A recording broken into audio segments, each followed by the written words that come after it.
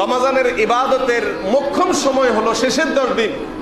রমাদানে আল্লাহর কাছ থেকে ক্ষমা নিজের করে নেওয়ার জন্য সুযোগ হলো শেষের 10 দিন।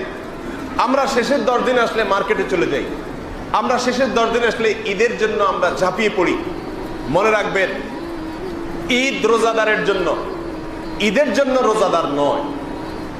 দুটি জিনিস এখানে, একটা হলো আমার জন্য ঈদ, আরেকটা হলো ঈদের জন্য আমি। আল্লাহ সুবহানাহু ওয়া তাআলা যারা রোজা রেখেছেন, যারা তাকওয়ার অনুশীলন করেছেন, যারা রমজান জুড়ে ইবাদত বন্দেগী করেছেন, নেক আমল করেছেন, সালাত সিয়াম কিয়াম করেছেন, তাকওয়ার চর্চা করেছেন, তাদের জন্য উপহার হিসাবে দিয়েছেন ঈদ। অতএব ঈদ আমাদের জন্য। কিন্তু আজ আমরা রোজাদাররা ঈদকে আমাদের জন্য না করে আমরা ঈদের জন্য হয়ে গেছি। আমরা ঈদের জন্য হওয়ার মানে হলো ঈদের জন্য আমাদের নিজেদেরকে বিসর্জন করে দিচ্ছি। রমাদানের শেষ দশক আসলে মসজিদগুলো মুসল্লি শূন্য হয়ে যায়। মসজিদের মুসল্লিগুলোকে পাওয়া যায় মার্কেটগুলোতে, কেনাকাটাতে, ঈদের প্রস্তুতিতে, ঈদের শপিংয়ে। এর মানে হলো আমরা রমাদানকে বুঝি নেই। আমাদের রাসূল সাল্লাল্লাহু আলাইহি ওয়াসাল্লাম রমাদানের শেষ দশক কিভাবে কাটাতেন, কিভাবে তিনি রমাদানের শেষ দিনগুলো অতিবাহিত করতেন, সেই বিবরণ হাদিসের কিতাবগুলোতে এসছে। আম্মা জান আয়েশা রাদিয়াল্লাহু তাআলা আনহা বর্ণনা করেছেন, সহিহ বুখারীতে আসছে, রাসূল আকরাম সাল্লাল্লাহু আলাইহি ওয়াসাল্লামের রমাদানের শেষ দশক সম্পর্কে বলতে গিয়ে তিনি বলেছেন, কানা ইয়াজতাহিদু ফীহি মা লা ইয়াজতাহিদু ফী গায়রিহি। আল্লাহ রাসূল সাল্লাল্লাহু আলাইহি ওয়াসাল্লামের সারা জীবনে, শুধু রমাদানে নয়, গোটা জীবনে, রমাদান তো বটেই, সারা জীবনে অন্য কোন সময় ইবাদত বন্দেগীর জন্য, জিকির আজকারের জন্য, দোয়া ও তাসবিহের জন্য, তিলাওয়াত এবং তাদাব্বুরের জন্য অন্য কোন সময় এত সাধনা করতেন না, এত কষ্ট করতেন না, এত পরিশ্রম করতেন না যতটা করতেন রমাদানের শেষ দশকে। শেষ 10 দিনের যে পরিশ্রম ছিল তার ইবাদতের জন্য, এত পরিশ্রম অন্য কোনো সময় করতেন না। মুহতারাম হাজিরিন, আমরা আমাদের রমাদানের প্রথম দশকের চাইতে দ্বিতীয় দশক বেশি অবহেলা করি, আর তৃতীয় দশক আসলে আমাদের অবহেলা চরমে পৌঁছে যায়। অথচ আল্লাহ নবী সাল্লাল্লাহু আলাইহি ওয়াসাল্লামের চরিত্র ছিল হুবহু এর উল্টা। তিনি শেষ দশক আসলে ইবাদতের জন্য পাগল করা হয়ে যেতেন। আম্মা জান আয়েশা রাদিয়াল্লাহু তাআলা বর্ণিত আরেকটি হাদিস রয়েছে সহিহ বুখারীতে, তিনি বলেছেন, কানা ইযা দাখালাল আশর, রাসূল আকরাম সাল্লাল্লাহু আলাইহি ওয়াসাল্লাম রমজানের শেষ দশক যখন শুরু হতো, কয়েকটি কাজ করতেন। নাম্বার 1, সারা রাত জেগে ইবাদত করতেন।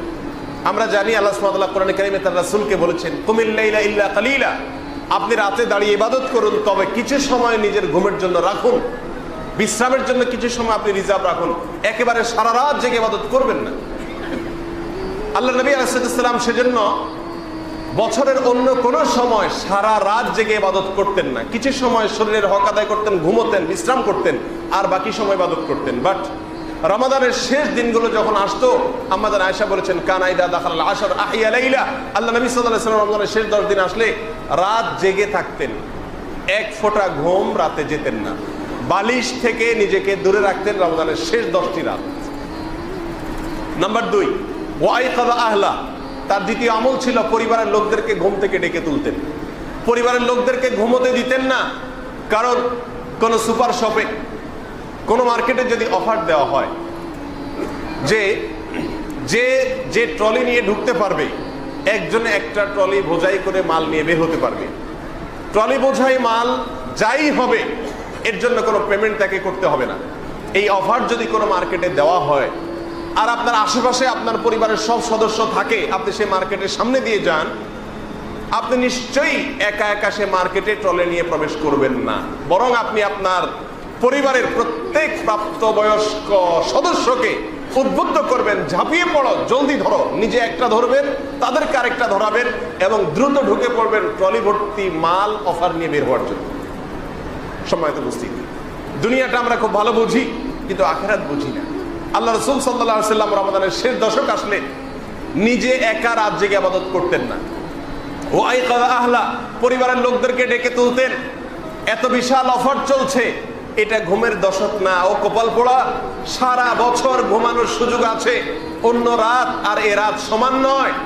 জান্নাতের মতো এত বিশাল সম্পদের মালিক হওয়ার যে সুযোগ, যে হাতছানি তোমাদেরকে ডাকছে, এই অবস্থায় ঘুমিয়ে থাকা এটা কপাল পড়া ছাড়া কোনো হতভাগা ছাড়া আর কারোর কাজ হতে পারে না। এই জন্য পরিবারের লোকদেরকে ডেকে তুলতেন, কাউকে ঘুমোতে দিতেন না। আমরা জানি নফল ইবাদতের জন্য পরিবার বা অন্য কাউকে ডেকে তোলা ইসলামী শরীয়তে নির্দেশিত বিষয় নয়, বরং ফরজ ইবাদতের জন্য পরিবারকে ডেকে তুলতে হয়। নফল ইবাদত নিজেরটা নিজে করতে হয়। আল্লাহ নবী সাল্লাল্লাহু আলাইহি সাল্লামের ব্যতিক্রম ছিলেন না, তিনিও নফল ইবাদত নিজেরটা নিজে করতেন, তার পরিবারকে কখনো ডাকতেন না। তাহাজ্জুদের নামাজ একাকী পড়তেন, রাত জেগে ইবাদত করতেন, পরিবারের লোকেরা চাইলে ইবাদত করতেন, চাইলে তারা ঘুমিয়ে থাকতেন, কারণ এটা ঐচ্ছিক ইবাদত, বাধ্যতামূলক না, সেজন্য সবাইকে ডেকে তুলতেন না। কিন্তু রমাদানের শেষ দশক আসলে এই দশকের প্রতিটা মুহূর্ত, প্রতিটা মিনিট, বিশেষ করে এই দশকের প্রতিটা রাত আল্লাহ সুবহানাহু ওয়া তাআলার কাছে এত বেশি মর্যাদাপূর্ণ, এত বেশি শ্রেষ্ঠ, এত বেশি সুবর্ণ সুযোগ নিয়ে আসে মুমিনদের জন্য। আল্লাহ নবী সাল্লাল্লাহু আলাইহি সাল্লাম সেই হাতছানি সুযোগ, সুবর্ণ সুযোগ দেখে, সেই জান্নাত নিজের করে নেওয়ার, আল্লাহকে সন্তুষ্ট করবার বিশাল বড় হাতছানি দেখে তিনি আর ঠিক থাকতে পারতেন না। পরিবারের সমস্ত লোকদেরকে এই দশকে নফল ইবাদত, রাত জেগে ইবাদত করার জন্য ঘুম থেকে ডেকে তুলতেন। সম্মানিত উপস্থিতি, আল্লাহ নবী সাল্লাল্লাহু আলাইহি সাল্লামের রমাদানের শেষ দশক কিভাবে কাটাতেন, কিভাবে তিনি কাটাতেন এই দশকগুলো, এই দশকটি এবং এই দশকের দিনগুলো এবং রাতগুলো, সে সম্পর্কে আমাদের আশা বলতে গিয়ে বলেছেন ওয়াইকাদ আহলা, এবং পরিবারের লোকদেরকে ডেকে তুলতেন। নাম্বার 3, ওয়াশাদ্দা মিজারা, তিনি কোমর বেঁধে নিতেন। মিজার মানে হলো কোমর, যে জায়গায় মানুষ লুঙ্গি পরে সেটা, সেই জায়গাটা অর্থাৎ কোমর, কোমর তিনি বেঁধে নিতেন। রমাদানের শেষ দশক আসলে কোমর বেঁধে নিতেন মানে কি? এর দুটি মানে মুহাদ্দিস, হাদিস বিশারদগণ, উলামা ইকরাম বলেছেন। তার একটি মানে হলো স্ত্রী বিয়োগ, অর্থাৎ এই দশক আসলে স্ত্রী থেকে দূরে থাকতেন, অর্থাৎ ইবাদতের জন্য নিজেকে সম্পূর্ণরূপে নিবেদিত করে দিতেন। সেখানে আনন্দ, বিনোদন বা নিজের কোনো ভোগ বিলাসিতার দিকে মনোযোগ ছিল না, এই জন্য স্ত্রী থেকে পর্যন্ত নিজে দূরে থাকতেন, অর্থাৎ এই দশকে শুধু ইবাদতের জন্য রিজার্ভ রাখতেন। আর অনেক মুহাদ্দিস উলামা ইকরাম বলেছেন এর অর্থ হলো ইবাদতের জন্য একজন মানুষের সর্বশক্তি নিয়োগ করাকে এখানে বোঝানো হয়েছে। ওয়াশাদ্দা মিজারাহ, তিনি কোমর বেঁধে এই দশকে ইবাদতে নেমে পড়তেন। আমরা সাধারণ প্রবাদেও বলি, কোনো কাজে যখন মানুষ সর্বশক্তি নিয়োগ করে তখন বলে সে কোমর বেঁধে নেমে গেছে। এই দশকে আল্লাহ নবী সাল্লাল্লাহু আলাইহি সাল্লাম ইবাদতের জন্য সেভাবে, অর্থাৎ কোমর বেঁধে নেমে যেতেন। মুহতারাম হাজিরিন, কোমর বাঁধা তো দূরের কথা, কোমর বাঁধা তো দূরের কথা, আমরা ন্যূনতম কোনো প্রচেষ্টা শেষ দশকে ইবাদতের জন্য করি, এরকম মানুষের সংখ্যা আমাদের সমাজে খুবই নগণ্য। যারা গোটা রমজান জুড়ে ইবাদতবন্দি করার চেষ্টা করেছেন, যারা গোটা রমজান জুড়ে সিয়াম পালন করেছেন, তারাবি আদায় করেছেন, দুঃখজনক বিষয় হলো সেই সকল লোকেরা পর্যন্ত যখন বন্টন করার সময় হয় তখন তারা মার্কেটগুলোতে চলে যায়, তখন তারা ঈদের কেনাকাটা পেছনে চলে যায়, শপিংয়ের পেছনে সময় নষ্ট করে ফেলে। এবং এদের দৃষ্টান্ত হলো ওই ব্যক্তির মতো যে ব্যক্তি সারা দিন ভরে পানি সেঞ্চন করেছে, যখন মাছ ধরার সময় এসেছে তখন সে বাচ্চা ছেড়ে দিয়েছে। মুহতারাম হাজরিন, আল্লাহ সুবহানাহু ওয়া তাআলা কোরআনে কারীমে এক বৃদ্ধা মহিলার উপমা দিয়ে আমাদেরকে বুঝিয়েছেন, তোমরা ওই মহিলার মতো হইও না, আল্লাতী নাকাতাত গজলাহা মিন বা'দি কুওয়াতিন আনকাথা, তোমরা ওই মহিলার মতো হইও না, ওই বৃদ্ধের মতো হইও না যে বৃদ্ধ সারা দিন ভরে রশি পাকিয়ে পাকিয়ে পাকিয়ে এটাকে যখন রশির পরিণত পর্যায়ে নিয়ে গেছে তখন সেটাকে ছেড়ে দিয়েছে বা ছেড়ে ফেলেছে, সারাদিনের পরিশ্রমকে নষ্ট করে দিয়েছে। তোমরা সেই বৃদ্ধ মহিলার মতো হতভাগা হইও না। রমাদানের প্রথম থেকে নিয়ে 20 দিন পর্যন্ত যাই করতে পেরেছেন, শেষের দিনগুলোতে আল্লাহ সুবহানাহু ওয়া তাআলার দেওয়ার পালা আর আমাদের নেওয়ার পালা, এই দিনগুলোতে আমরা ঈদ শপিং এর পেছনে সময় নষ্ট করি। এই যে সময়গুলোকে আমরা নষ্ট করছি, এটা নির্বোধের কাজ হতে পারে, এটা পানি সেঞ্চন করে মাছ ধরার সময় বাদ ছেড়ে দেওয়ার মতো নির্বুদ্ধিতা হতে পারে, কোনো বুদ্ধিমানের কাজ হতে পারে না। মুহতারাম হাজরিন, আল্লাহ নবী সাল্লাল্লাহু আলাইহি সাল্লাম এই দশকের প্রতিটি মিনিটকে, প্রতিটি সেকেন্ডকে কাজে লাগাবার জন্য একটি ইবাদত করতেন, যার নাম হলো ইতিকাফ। আমাদের আয়েশা রাদিয়াল্লাহু তাআলা বলেছেন, রাসূল আকরাম সাল্লাল্লাহু আলাইহি সাল্লাম সম্পর্কে, কানা ইয়াতাকিফু ফিল আশরিল আওয়াখির মিন রমাদান, রমাদানের শেষ 10 দিন আল্লাহ নবী সাল্লাল্লাহু আলাইহি সাল্লাম মসজিদে ইতিকাফ করতেন, হাত্তা তাওয়াফাহুল্লাহ। আর এই ইতিকাফ 1 বছর করেছেন, 2 বছর করেছেন তা নয়, যে বছর রোজা ফরজ হয়েছে সেই বছর থেকে নিয়ে মৃত্যু পর্যন্ত প্রতিটি বছর তিনি নিয়মিত ইতিকাফ করতেন। আল্লাহ নবী সাল্লাল্লাহু আলাইহি সাল্লাম কখনো ইতিকাফ ছাড়তেন না।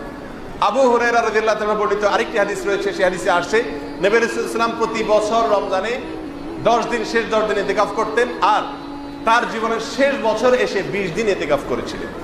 মুহতারাম হাজরিন, কেন ইতিকাফ করতেন? ইতিকাফ মানেটা কি? ইতিকাফ শব্দের অর্থ হলো কোনো জায়গায় নিজেকে আটক করে রাখা, স্বেচ্ছায় কোনো জায়গায় নিজেকে বন্দী করে ফেলা, এটাকে বলা হয় ইতিকাফ।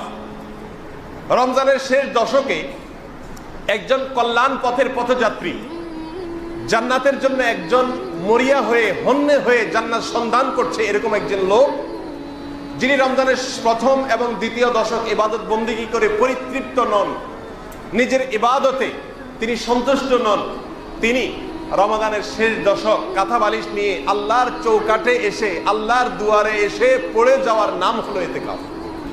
এ হলো সেই ভিক্ষুকের মতো যে ভিক্ষুক বারবার একটা লোকের কাছে ভিক্ষা চেয়েছে, কিন্তু সে কাঙ্ক্ষিত ভিক্ষা, কাঙ্ক্ষিত তার চাওয়া সে অর্জন করতে পারেনি। এরপরে যার কাছে সে ভিক্ষা সবসময় করত, তার দুয়ারে গিয়ে কাঁথা বালিশ নিয়ে বসে পড়েছে যে না দেওয়া পর্যন্ত আমি আর সরছি না। ঠিক এই লোকটির সঙ্গে আল্লাহর ঘরে রমাদানের শেষ দশক ইতিকাফকারী লোকদের হুবহু মিল রয়েছে। আল্লাহ নবী সাল্লাল্লাহু আলাইহি সাল্লাম এই জন্য রমজানের শেষ দশক মসজিদে এসে পড়ে যেতেন, ইতিকাফ করতেন। প্রিয় ভাইরা আমার, যে আমলটি আল্লাহ নবী সাল্লাল্লাহু আলাইহি সাল্লামের জীবনে একবারও ছাড়েননি, একবারও তিনি এই আমলটি কোনো বছর ছাড়েননি, আমাদের এই উপস্থিত মুসল্লিদের মধ্য থেকে বেশিরভাগ লোক আমাদের অবস্থা হলো সে আমলটি আমাদের জীবনে একবারও করিনি।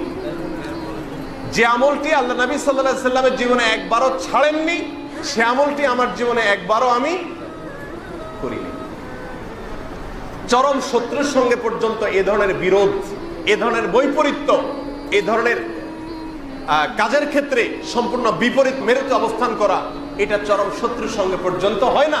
সেখানে আপনি যাকে অনুসরণ করে জান্নাত পেতে চাইছেন, আপনি যাকে অনুসরণ করে আল্লাহর ভালোবাসা পেতে চাইছেন, তার জীবনের সঙ্গে আপনার এরকম বিপরীত মেরুতে অবস্থান, এই একটি বিষয়ে মোহতারাম হাজিরিন আমাদেরকে নতুন করে ভাবতে শেখায়, নতুন করে আমাদেরকে ভাবতে হবে এবং নতুন করে প্ল্যান করতে হবে। অতএব আসুন রাসূল আকরাম সাল্লাল্লাহু আলাইহি সাল্লাম রমাদানের শেষ দশক যেভাবে কাটাতেন আমরা সেভাবে কাটাবার চেষ্টা করি।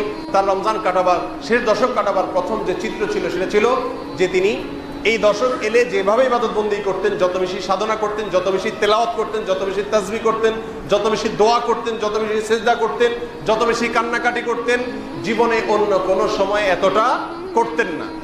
নাম্বার 2, তিনি এই দশক আসলে রাতে ঘুমাতেন না, সারা রাত জেগে থাকতেন, দিনের বেলা টুকটাক ঘুমিয়ে নিতেন, কিন্তু রাত ভরে ইবাদত করতেন। নাম্বার 3, তিনি এই দশক আসলে পরিবারের লোকদেরকে ডেকে তুলতেন ইবাদতের জন্য, অন্য কোনো সময় নফল ইবাদতের জন্য ডেকে তুলতেন না। নাম্বার 4, এই দশক এলে তিনি ইতিকাফের জন্য আল্লাহর ঘরে চলে আসতেন, কারণ আল্লাহর ঘরে চলে আসলে দুনিয়ার কোনো ব্যস্ততা আর আল্লাহর ইবাদত থেকে তাকে দূরে রাখতে পারে না। এই জন্য এই দশক তিনি আল্লাহর জন্য রিজার্ভ করে ফেলতেন। 355 দিন আপনি ব্যয় করছেন অন্যের জন্য, পরিবারের জন্য বা অন্যদের জন্য, 10টা দিন ব্যয় করুন আপনার নিজের স্বার্থের জন্য, আল্লাহর ঘরে এসে আল্লাহর ইবাদতের জন্য। আল্লাহ সুবহানাহু ওয়া তাআলা আমাদের সকলকে রমাদানের শেষ দশককে সেভাবে কাটাবার তৌফিক দান করুন যেভাবে আমাদের রাসূল সাল্লাল্লাহু আলাইহি ওয়াসাল্লাম রমাদানের শেষ দশক কাটাতেন, যেভাবে তিনি রমজানের শেষ দশকে ইবাদত বন্দেগী করতেন, সাধনা করতেন, ইতিকাফ করতেন। আল্লাহ তাআলা আমাদের সেভাবে ইবাদত করার এবং ইতিকাফ করার মতো দৃঢ় মনোবল এবং ঈমানি শক্তি আল্লাহ তাআলা আমাদেরকে দান করুন। জাযাকুমুল্লাহু খায়রা ওয়া আখিরু দাওয়ানা আলহামদুলিল্লাহ।